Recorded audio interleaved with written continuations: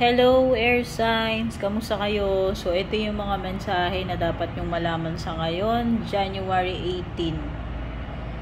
Okay? Pero itong reading na to, kung kailan nyo to mapanood, pwedeng doon pala mag-take effect. So, ano ba itong mga messages na dapat nyong malaman? Gemini, Libra, Aquarius, air signs. So, pasensyaan nyo na guys yung setup ko kasi hanggang ngayon nandito pa rin ako sa ospital. Pagpasensyaan nyo na tong gamit ko. Ito. Ayan. Dahil hindi magkagandahan yung tunog. No? Para sa mga masiselan pa umanhin. Ano ba itong mga mensahe para sa inyo? Air signs. Your hard work is paying off. New moon in Capricorn. Wow. So, pwedeng unti-unti nang sumisilip yung mga epekto ng mga pinagagawa mong kasipagan, air signs. Ayan, oh. Unti-unti mo nang tatamasain yan. Unti-unti mo nang mafe-feel na nagbubunga na itong iyong efforts. Diba? So, congratulations sa inyo, sa inyong hard work dyan, air signs. Nothing is yet set in stone. Hindi pa huli ang lahat, Gemini. Hindi pa na semento. Pwede mo pang baguhin.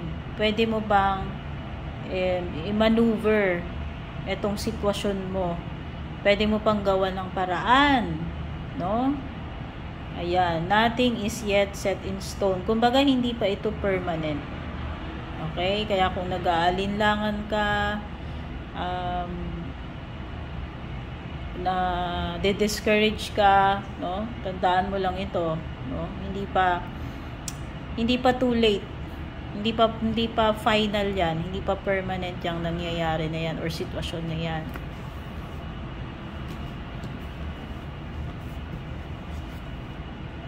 Oh, you are good enough. Sa mga nawawalan ng self-worth. O, baka iba sa inyo very down. Pati sarili nyo, tingin niyo, pakiramdam nyo sa sarili nyo, nada-down na rin. Okay? Kung sino man may magre-raise sa iyo, air signs, unang-una dapat ikaw. No? Huwag mo i-down yung sarili mo. You are good enough. You are beautiful, you are special, you are lovable, you deserve this, you deserve that, you are good enough. Huwag mong isipin na ikaw ay hindi deserving.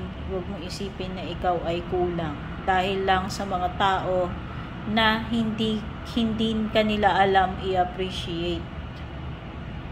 Always remember this. You are good enough.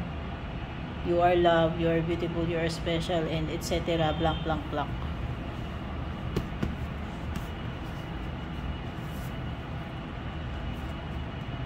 A win-win outcome. Wow! Ito iniintay ko. May air sign ako sa placement ko, guys. Oh, you are in a win-win outcome. You are in a win-win situation. So, ano't ano man ang mangyari, hindi ka talo dyan. Air sign, Gemini, Libra, Aquarius. Hello. Ayan, oh. Win-win. Win-win itong sitwasyon nating mga dear. Sana nga. Truth. A fiery climax approaches. Oy, malapit ka na sa climax, air signs. Ang ibig sabihin nite, wag mo nang tigilan yan. Push, tuloy-tuloy. Diba sabi nila pagka marireach mo na yung climax, tuloy-tuloy lang. Hindi ito yung time na titigil ka kasi malapit ka na doon sa top, malapit ka na sa climax. Remember this. Air signs. Nothing will come of this situation. Pwede iba sa inyo, nasa kayo, point ngayon na halimbawa, jowa, love life relationship. Parang ang sinasabi dito, mukhang wala nang mangyayari dyan. Mukhang wala ka nang mapapala dyan. Kung ano man yung ginagawa mo. Halimbawa, nagpapakanega ka sa sarili mo. Ang sinasabi dito, nothing will come of this situation. The more na nagiging nega ka, the more na nagpe-pessimistic ka, wala kang mahihita dyan. Okay? Kung naman itong tinutukoy na itong situation, sabi mo nga wala kang makukuhang maganda dyan. Okay? Reminder ng cards para sa iyo. Oh, don't let your past hold you back. Oh, ano ba tong nangyari in the past na naging parang nag-iwan ng ano sa iyo, nag-iwan ng scar or imprint na hanggang ngayon ay nakaka-affect pa rin sa iyo, air signs. O di ba? Ano ba yung sinasabi dito?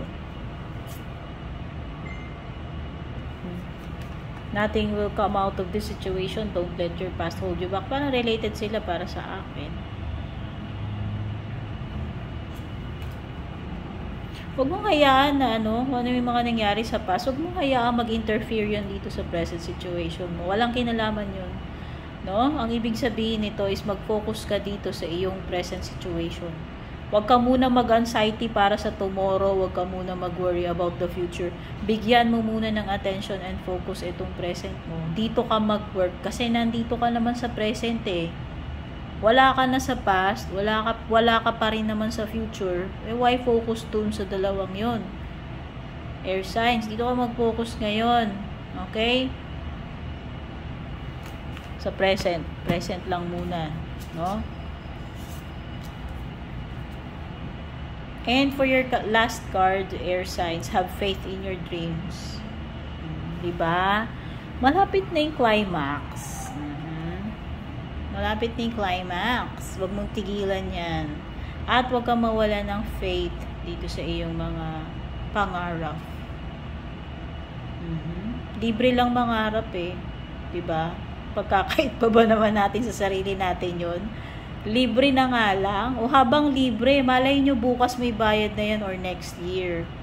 Okay? So, joking aside, no, wag mong sukuan itong iyong mga dreams. No? Wala namang makakapagsabi sa iyo na hindi na mangyayari yan. Diba? Imposible yan. Wala. Ikaw lang ang pwedeng magsabi niyan sa sarili mo. The moment you quit believing in your dreams. O, diba? Have faith. Always, air signs. Okay? Ito yung mga messages na nakuha ko para sa inyo. Air signs, Gemini, Libra, Aquarius. Maraming salamat sa, sa pagsubaybay sa mga datihan na rito.